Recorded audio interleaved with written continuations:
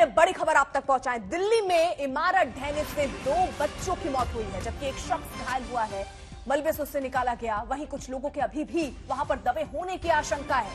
सब्जी मंडी में 3 मंजिला इमारत ये ढह गई। इस मामले में दुकान के मालिक के खिलाफ कार्रवाई की जाएगी।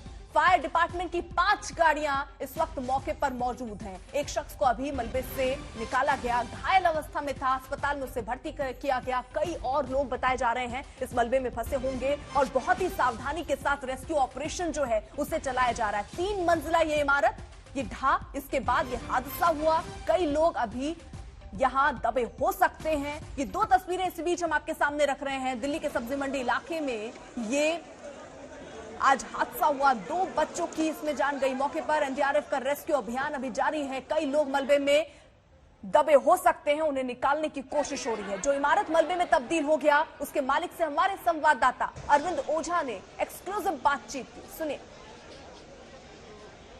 हमारे साथ जो शख्स मौजूद है, इन्हीं की बिल्डिंग है जो गिरी है। ये आपकी की बिल्डिंग थी सर? जी, हमारी बिल्डिंग थी।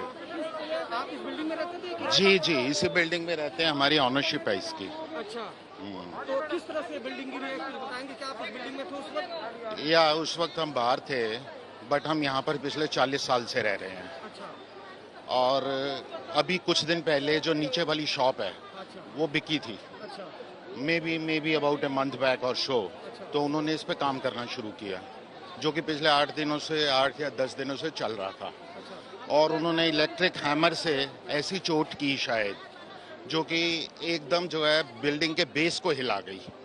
और बहुत ही स्ट्रांग तरीके से बिल्डिंग बनी हुई थी, बट इसको अनप्रोफेशनल लोगों ने क्योंकि इस तरह से हैंडल किया कि सारे के सारे बेस को उन्होंने हिला दिया। आप देखें, साथ वाली दुकान है वो भी उसके नीचे आ गई। सर, अपना नाम क्या बताया आपने? मेरा नाम है संजय नेजा। संजय जी, कितनी पुरानी ये बिल्डिंग थी?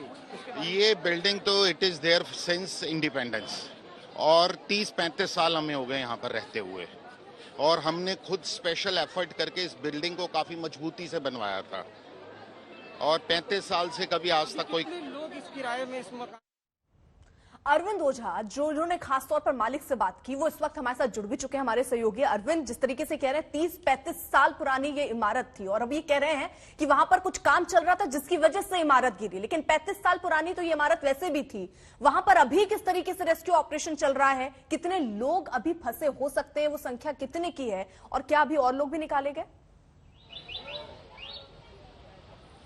जी देखिए, सबसे पहले बताऊं कि जो बिल्डिंग के ऑनर है उनके खिलाफ एफआईआर दर्ज हो सकती है 304 आईपीसी सेक्शन में, गैर इरादतन हत्या के मामले में, क्योंकि पूरी तरीके से लापरवाही इस मामले में सामने आ रही है। 2 मासूम बच्चे जो अपनी नानी के साथ रास्ते से गुजर रहे थे, जब बिल्डिंग गिरी है तो मलबे की चपेट में आए हैं। दोनों को रेस्क्यू करके निकाला गया है और दोनों की मौत हो गई है। अर्पिता, ये एक बेहद दर्दनाक खबर है, क्योंकि न वो तो बच्चे इस बिल्डिंग में रहते थे और न ही बिल्डिंग से कोई लेना देना था। जब वो अपनी नानी के साथ गुजर रहे थे, रिक्शे में बैठे थे, नानी तो जंप कर गई, लेकिन दोनों बच्चे उस मलबे की चपेट में आए, उन दोनों की मौत हो गई। उसके अलावा एक बुजुर्ग है, उनको रेस्क्यू किया गया है, उनकी हालत गंभीर बनी हुई है। एनडीआरएफ की टीम फिलहाल मलबे को हटा रही है।